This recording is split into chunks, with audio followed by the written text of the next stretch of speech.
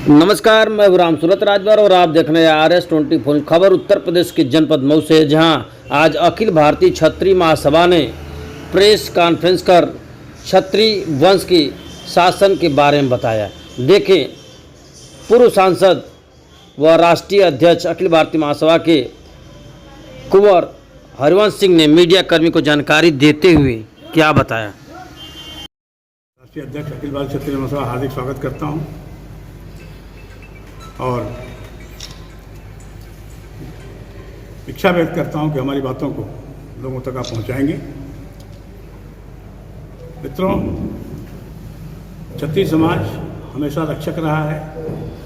गांव का जमींदार था, राजा था, लेकिन आज़ादी आई तो सब लोगों ने सब कुछ कुर्बान कर दिया और आज़ाद भारत में रहने का सबने संकल्प लिया।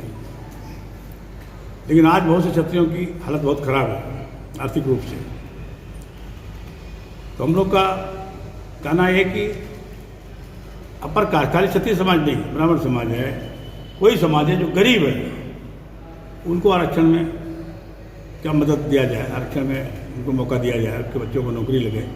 नहीं खेती बाड़ी बची है तो नौकरी तो लगे, कम से कम उद्योग में उनको आगे बढ़ाया जाए। ये एक सरकार से डिमांड है। दूसरी बात है SC/ST एक्ट की। किसी निर्दोष आदमी को उठा के भर दिया जाता है।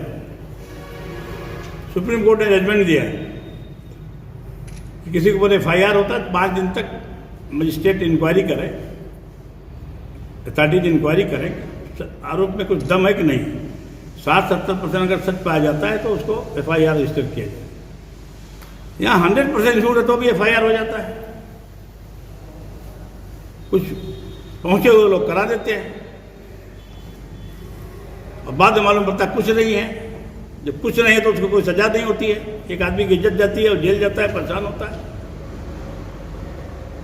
ये एक्ट जब मोदी जी ने बनाया था, पार्लियामेंट ने बनाया था, पास नहीं हो पाया।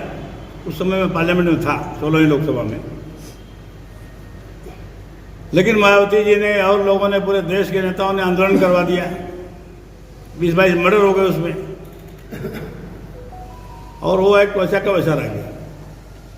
मेरा भारत सरकार से निवेदन है कि उसको पास किया जाए और निर्दोष आदमियों को कोई सजा न मिले। और अगर ऐसा कुछ हो भी जाता है तो अगर निर्दोष साबित हो जाता है तो सामने वाले को जो कंप्लेन करता है उसको सजा दी जाए। आपके माध्यम से ये मैं भारत सरकार से डिमांड करता हूँ। स्टेट गवर्नमेंट भी इसकी सिफारिश करे, क्योंकि बहुत समाज में इसके वजह से बहुत सी परेशानियाँ पैदा हो रही हैं। तीसरी बात है कि हम लोग हमेशा समाज की रक्षा के लिए तलवारें भाजते रहे और बाद में जो डेमोक्रेसी आई वो सब सिस्टम खत्म हो गया। अभी हम जमींदार थे, हम राजा थे, महाराजा थे, जागीरदार थे, वो प्रथा थी। लेकिन जब आज़ादी की बात आई तो 665 रियासतें थी, सब ने, हिंदुस्तान ने मर्ज कर दिया अपने को। फिर पर्स वगैरह के बाद उस समय थी, वो भी बाद में ख़त्म कर दी गई मेंटेनेंस के लिए। उसका कोई गम नहीं है। आज हम अपने बच्चों को चाहते हैं कि वो बच्चे तलवार की जगह कलम पकड़ें, अच्छी शिक्षा ग्रहण करें, IAS बने, PCS बने, प्रोफेसर बने, लेक्चरर बने, इंजीनियर बने, डॉक्टर बने, विदेश जाए, शिक्षा में आगे बढ़ें।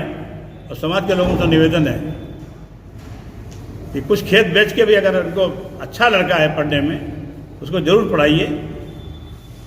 अगर 1 बीघा खेत बिकेगा तो IAS हो जाएगा, 50 बीघा खरीद लेगा। अच्छी पोस्ट हो जाएगा तो पैसा बना लेगा। इससे शिक्षा पे पूरा ध्यान, लड़का नहीं सिर्फ लड़कियों पे भी, दोनों में कोई डिफरेंस नहीं समझा जाए।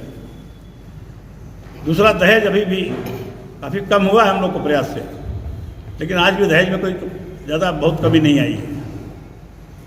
तो सभी समाज के लोगों से मैं हाथ जोड़ के विनती करता हूँ कि समाज के लोग अच्छी लड़की पसंद करें, बिना दहेज की शादी करें। भगवान राम का विवाह सामूहिक विवाह हुआ था, चारों भाई का विवाह एक ही मंडप में हुआ था। हम लोग चाहेंगे 11 शादियाँ इकट्ठा हों, खर्चे बांट लिए जाएं, हम लोग को भी आना जाना आसान रहेगा। तो अलग अलग जो बैंड बाजा बजता है, शादियाँ और अनावश्यक खर्च होता है, एक ही हाल में हो जाएगा, एक ही हाल का भाड़ा लगेगा। तो ये सब समाज सुधार लाया जाए, समय लगेगा, लेकिन हमारा प्रयास जरूर सफल होगा, ऐसा हम सोच रहे हैं। तो हम लोग यही चाहते हैं, और भारत सरकार से ये भी निवेदन है कि हमारे जीन में लड़ाई है, साहस है। तो जहाँ सबसे डिफिकल्ट इलाका हो, कश्मीर वगैरह, वहाँ हमारे लोग को 50% बेच दिया जाए कम से कम। कि पाकिस्तान के लोग, अगर राजपूत वहाँ रहेंगे, इतने अपॉइंट हो जाएंगे, तो पाकिस्तान के आतंकी यहाँ नहीं आएंगे, हमारे लोग पाकिस्तान में जाके मार के आएंगे, मैं दावे से कहता हूँ। यही सब निवेदन करने के लिए आपको हमने बुलाया था। और सुजीत सिंह अभी चले गए हैं यहाँ के।